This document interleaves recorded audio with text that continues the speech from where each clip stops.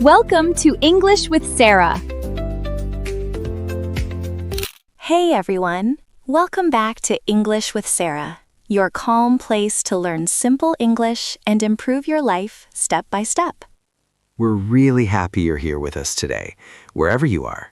Maybe driving, maybe working, or just relaxing. Yeah, just take a moment, slow down, and stay with us. And before we start, if you enjoy this podcast, don't forget to subscribe, like the video, and leave a comment. It really helps us a lot. Yes, and tell us in the comments, how are you feeling these days? Yeah, simple question, but important. So Tom, quick check. How are you today? I'm okay, but to be honest, a little tired. Not physically, more like mentally.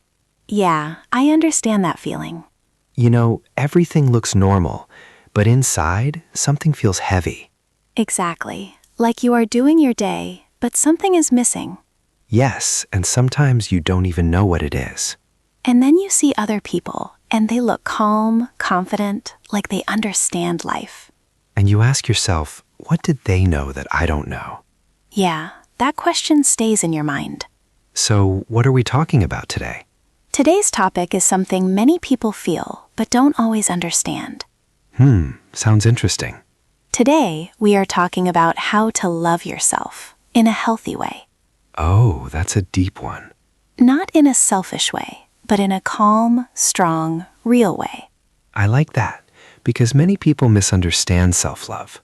Yes, and today we will talk about it in a very simple way, step by step. Okay, I'm ready. Let me ask you something. When you make a mistake, how do you talk to yourself? Honestly, not very nicely. Yeah, same here. Like, if my friend makes a mistake, I say, it's okay. But if I make a mistake, I say, why did I do that? Exactly. We are kind to others, but hard on ourselves. That's true. I never really thought about it deeply. And this is where everything starts. The way you treat yourself. You mean the voice inside the head? Yes, your inner voice, your thoughts, your words. So if I change my words, I can change how I feel? Exactly. There is a simple idea from a famous book.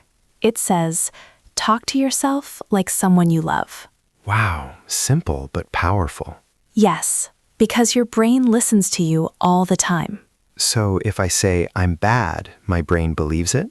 Yes. And if you say, I am learning, it also believes it. That means I create my feelings with my words. Exactly. Little by little, every day. That's interesting. It gives you control. Yes. And the best part? You don't need big change. Just small changes. Like small habits? Yes. Small habits, big results over time. I like this. It feels easy to start. Good. Because this is only the beginning. I feel the next idea will be more difficult. Yes, a little bit. Especially for many people. Let me guess. Saying no? Exactly. So let's talk about something many people find difficult, even if they know it's important. Saying no. Yeah, I already feel that is hard, because sometimes you want to say no, but you still say yes. Exactly. And the problem is not the word no. The problem is the feeling after it. You mean the guilt? Yes, that feeling like maybe I am a bad person, or maybe they will not like me anymore. That's very true. I felt that many times, especially with friends or even at work. I say yes just to avoid problems. Yeah, and at the beginning, it feels okay. You feel like you are kind, helpful, a good person. But after some time, you start feeling tired, like people are asking too much from you. Exactly. And slowly, you lose your energy, and sometimes you even feel angry, but you don't say anything. That's dangerous, because you keep everything inside. Yes, and this is where boundaries come in. Boundaries. Can you explain that in a simple way? Of course.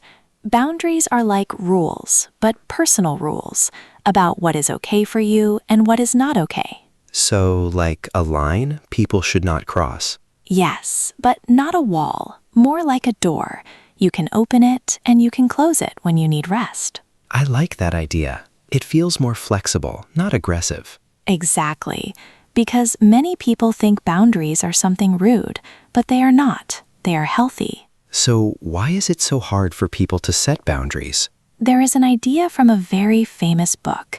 It says, if you don't decide your priorities, someone else will decide them for you. That's powerful. That means if I don't protect my time, people will use my time. Exactly. And not because they are bad, but because you didn't show your limits. Yeah, people just follow what you allow. Right. And let me tell you a small story from a friend of mine. Okay, I'm listening. She was very kind, always helping everyone, answering messages late, doing extra work, always saying yes. Sounds like a very good person. Yes, but after some time, she felt very tired, stressed, and even a little sad because no one was giving her the same energy back. Yeah, I can understand that. It feels unfair. Exactly.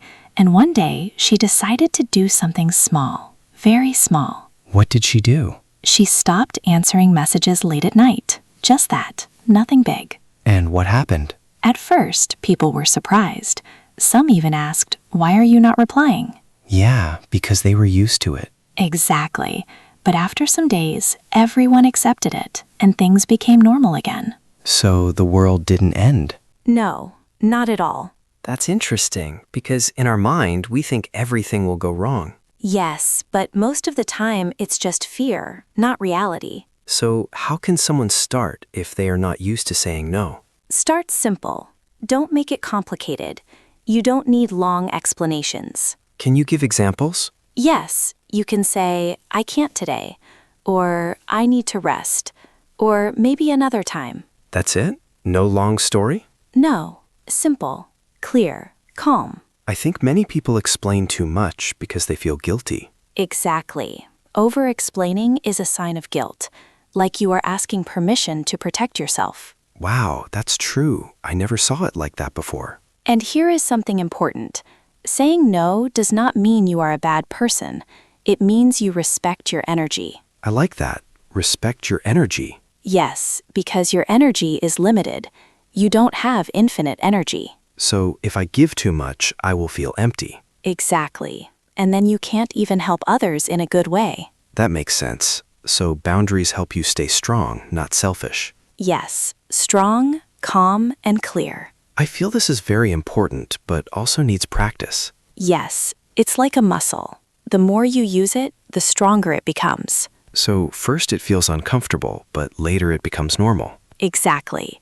And when you start doing this, something interesting happens. What happens? People start respecting you more. Really? Yes, because you show them how to treat you. So it starts from me, not from others. Exactly. Always from you. This is a big idea. I like it. Good. Because the next idea is even deeper, and it's about how you see your value as a person. That sounds powerful. I'm ready. And this leads us to something very important, Tom. How you see your value is directly connected to how you talk to yourself. This is our next topic, the internal monologue, or what we call self-talk. Self-talk? You mean the conversation I have with myself in my head? Exactly. Did you know that scientists say we speak to ourselves at a rate of about 4,000 words per minute? Wow, 4,000 words? That's like a radio playing inside my head all day. Yes, it is exactly like a radio. But the problem is, for many people, that radio is playing a very negative station. In psychology, we call this cognitive distortions. Cognitive distortions? That sounds complicated. Can you explain it simply? Sure. It basically means your brain is telling you things that are not completely true. It's like wearing dark glasses. Everything looks worse than it really is. Oh, I understand. Like when I make a small mistake and suddenly I feel like everything is ruined? Exactly. That is a famous distortion called all or nothing thinking. You think if it is not 100% perfect, then it is 0%. If you fail one test, you tell yourself, "I am a total failure." I do that a lot, especially when I try something new, like learning a language. If I can't remember a word, I tell myself I'm just bad at languages. That is the negative radio talking.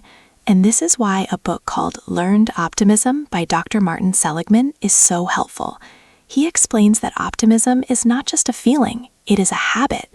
You can actually train your brain to change these thoughts. So I can change the station on my mental radio? Yes, you can. It takes practice, but it is possible. Instead of saying, I am bad at this, which feels like a permanent problem, you can say, this specific task is difficult for me today. That feels much better. It means the problem is the task, not me. Precisely. And there's another great book called Mindset by Carol Dweck. She talks about the difference between a fixed mindset and a growth mindset. I think I heard about that. What is the difference? People with a fixed mindset believe they cannot change. They say, I am not smart enough. But people with a growth mindset believe they can learn anything with effort. They use a very magical word, yet. Yet. So instead of I can't do this, it is I can't do this yet. Exactly. That one small word changes everything. It gives your brain hope. It tells your brain, we are still learning. Keep going. I love that. But Sarah, sometimes that negative voice is so strong and loud. How can I stop it when I'm having a really bad day? One of the best ways is a simple trick called the best friend test. The best friend test. How does that work? Imagine your best friend comes to you. They are crying because they made a mistake at work. Would you look at them and say, you are so stupid, you are a total failure? No, never. I would hug them and say, it's okay, everyone makes mistakes. You are smart, you will fix it. Exactly. You are kind, patient, and supportive to your friend. So why don't you use those same words for yourself? Wow, that is a very good question. I am much harder on myself than I am on anyone else. Most of us are. We are taught to be polite to others, but we forget to be polite to ourselves.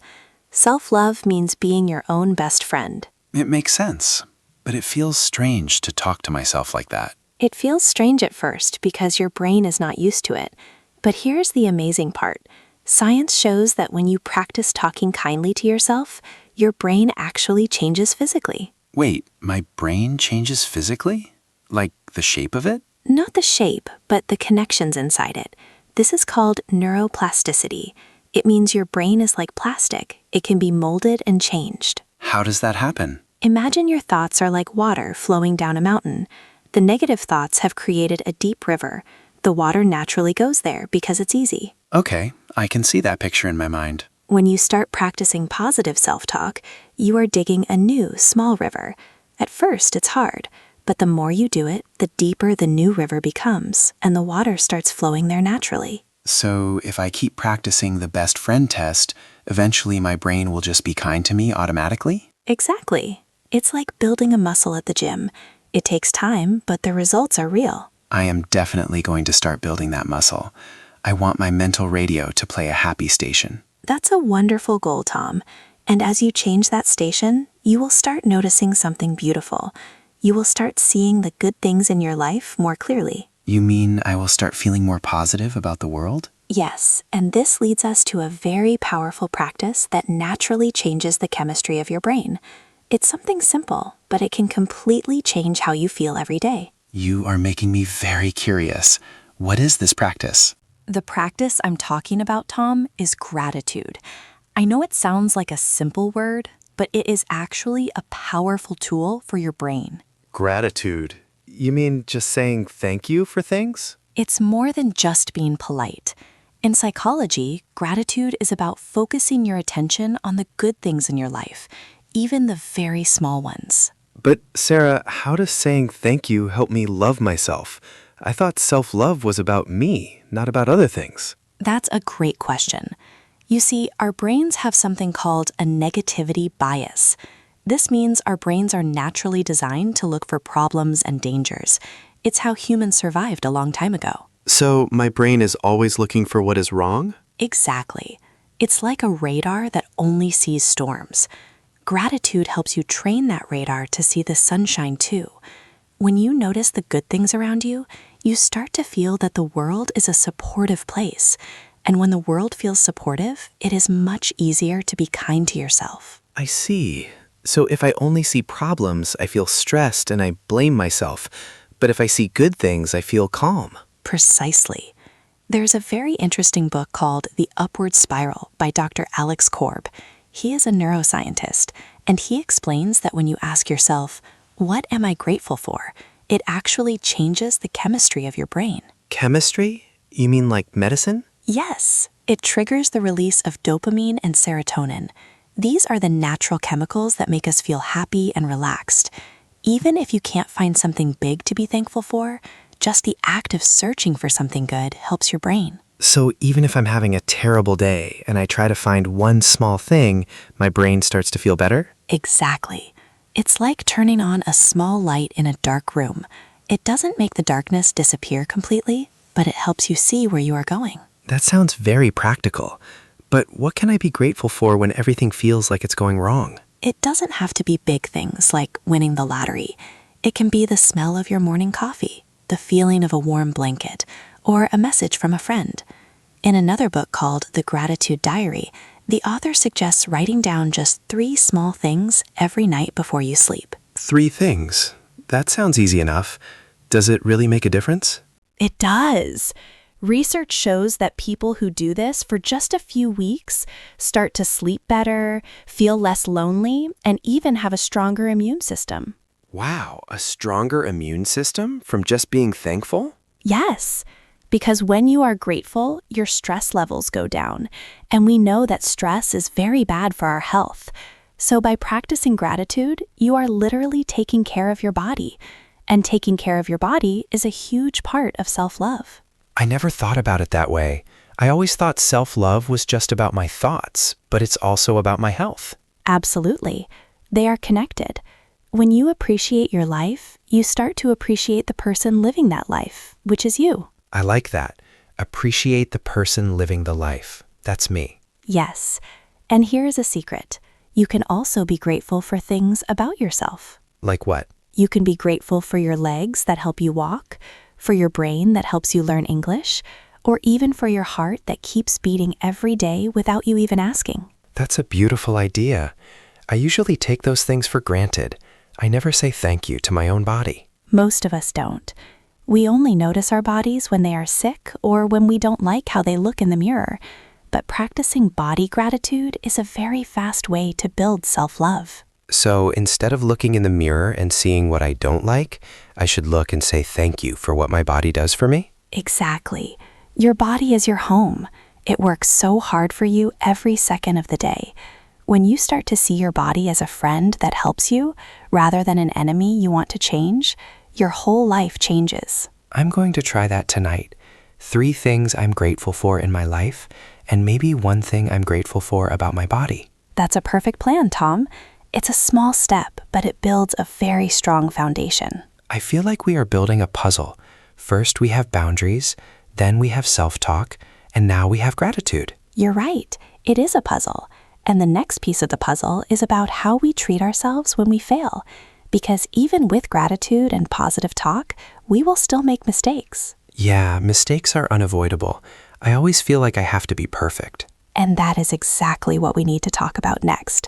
The idea of perfectionism and how it can be the biggest enemy of self-love. Oh, I definitely need to hear about that. I am a big perfectionist. Then you will find the next part very interesting, because we're going to look at why being good enough is actually better than being perfect. Good enough is better than perfect? That sounds like a mystery. I want to know more. It does sound like a mystery, doesn't it? But the truth is, perfectionism is often just a fancy word for fear. Fear of being judged, fear of making mistakes, and fear of not being enough. That hits home, Sarah. I always thought that if I'm not perfect, I'm failing. I spend so much time trying to make everything exactly right that I sometimes don't finish anything at all. That is exactly what perfectionism does. It paralyzes you. There is a famous saying, perfect is the enemy of good.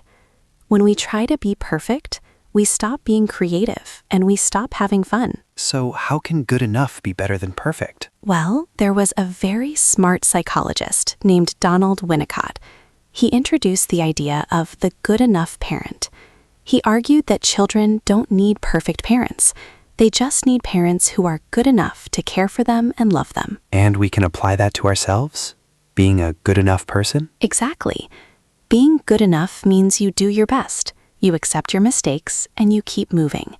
It gives you the freedom to try new things without the heavy weight of needing to be flawless. But doesn't that mean I'm being lazy? If I don't try to be the best, won't I stop improving? That's a common misunderstanding. There is a big difference between striving for excellence and perfectionism. Excellence is about growth and learning. Perfectionism is about avoiding shame. So excellence is healthy, but perfectionism is like a cage. Precisely. In her book, The Gifts of Imperfection, Dr. Brené Brown says that embracing our imperfections is where our true strength comes from. When we accept that we are imperfect, we become more courageous and more connected to others. Because everyone is imperfect. When I try to be perfect, I feel lonely because I think I'm the only one with problems. Exactly. Perfectionism builds a wall between you and other people, but imperfection builds a bridge. When you say, "I made a mistake," or "I'm struggling with this," other people feel safe to say the same thing. I've noticed that. When someone is too perfect, it's actually hard to be their friend. It feels intimidating. Right. So self-love means giving yourself permission to be a human being, not a human doing. You are allowed to have messy days. You are allowed to not have all the answers. A human being, not a human doing. I need to write that down. I often feel like my value depends only on what I achieve or how much work I do. That is a very dangerous trap. Your value is inherent. It means you are born with it. You don't have to earn the right to love yourself by being perfect or by working 20 hours a day. This is a huge shift in thinking for me. It's like I'm finally getting permission to breathe. You are. And when you breathe, you can look at your mistakes with curiosity instead of anger. Instead of, "How could I be so stupid?" you can ask, "What can I learn from this?" It sounds so much more peaceful. But Sarah, what about the times when we really mess up? Not just a small mistake, but a big one that affects our lives or other people. That is a very important question, Tom. And that brings us to a topic that is perhaps the most difficult part of self-love: forgiveness. Forgiving ourselves. Yeah, that sounds much harder than just accepting a small mistake. It is. But it is also the most healing thing you can do for your soul. How do we even start to forgive ourselves for the big things? It's a process. And it requires a very specific kind of kindness that we haven't talked about yet. It's about understanding our past selves and why we made those choices. I'm a bit nervous about this topic, but I know I need it. It's okay to be nervous. We're going to walk through it together, step by step, and look at how letting go of the past is the only way to truly live in the present. I'm ready. Let's talk about how to let go and finally move forward. Forgiving ourselves is like putting down a very heavy suitcase that you have been carrying for years. You are so used to the weight that you don't even realize how tired you are until you let it go. That's a perfect description, Sarah. I have some mistakes from 5 or 10 years ago that I still think about at night. I keep asking myself, why did I do that? Or what was I thinking? We all have those moments, Tom. But here's the first step to self-forgiveness. You must realize that you are not the same person you were back then. What do you mean? I'm still Tom. Yes, you are Tom, but you have more experience, more wisdom, and more knowledge now. The past Tom made those choices with the tools and the understanding he had at that time. It's unfair to judge your past self with the knowledge you have today. So I'm judging a student with the knowledge of a teacher. Exactly. You were doing the best you could with what you knew then. Even if it was a bad choice, it was the choice that past Tom thought was necessary or unavoidable. That makes me feel a bit more compassionate toward my younger self, but I still feel that heavy weight of guilt. There is an important distinction we need to make here, which Dr. Brené Brown explains very well. It's the difference between guilt and shame. Aren't they the same thing? Not at all. Guilt is saying, "I did something bad." It's about your actions. Shame is saying, "I am bad." It's about your identity. Wow, I did something bad versus I am bad. That is a huge difference. It is. Guilt can actually be helpful because it tells us when we have crossed our own boundaries or values. It helps us apologize and do better. But shame is destructive. It makes you feel like you don't deserve love or happiness. I think I've been living with shame for a long time. I felt like my mistakes defined who I am as a person. You are not your mistakes, Tom. You are the person who learns from them. Self-forgiveness is about saying, I accept that I did this, I learned the lesson, and now I am moving forward. But how do I actually let go? Is there a practical way to do it? One powerful exercise is to write a letter to your past self. Tell that version of you that you understand why they were scared, or angry, or confused. Tell them that you forgive them, and that you are taking care of things now. Writing a letter to myself. That sounds emotional. It is, but it's very healing. It's a way to close the door on the past so you can finally walk through the door of the present. I've spent so much energy looking backward that I haven't been looking at where I am going. That is exactly what happens. When you forgive yourself, you get all that energy back.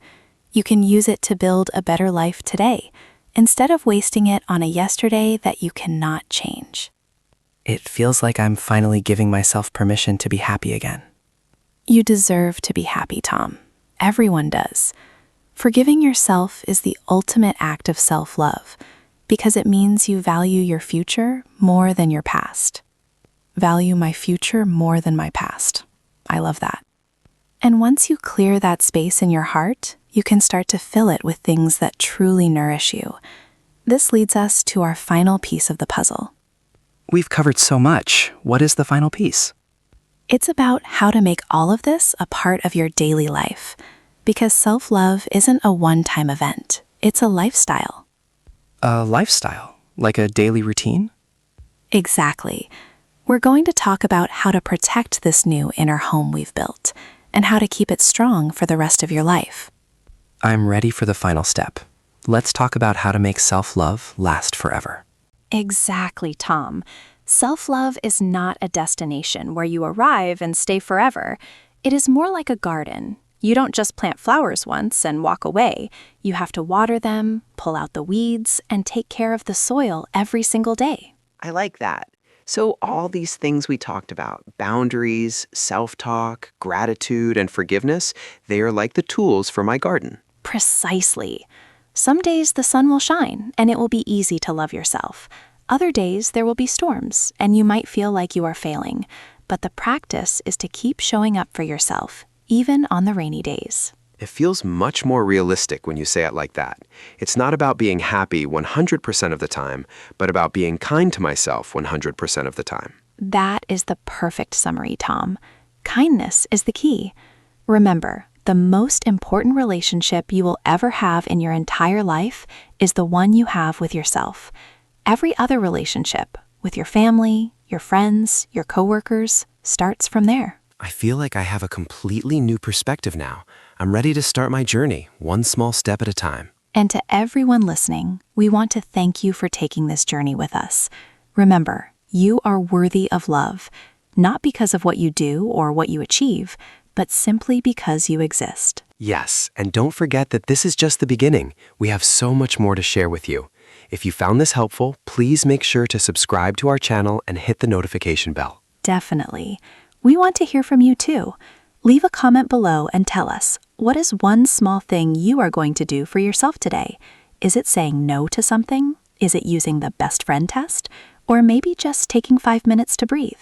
We read all your comments and they really inspire us. Also, stay tuned for our next videos where we will dive even deeper into practical ways to improve your life and your English at the same time. There is so much more coming, and we don't want you to miss any of it. Your support helps us keep creating this content for you. So subscribe, like this video, and share it with someone who needs a little more self-love today. Thank you again for being here. Take care of your heart, take care of your mind, and keep growing. We'll see you in the next one. Goodbye for now, and keep practicing self-love. Bye, everyone.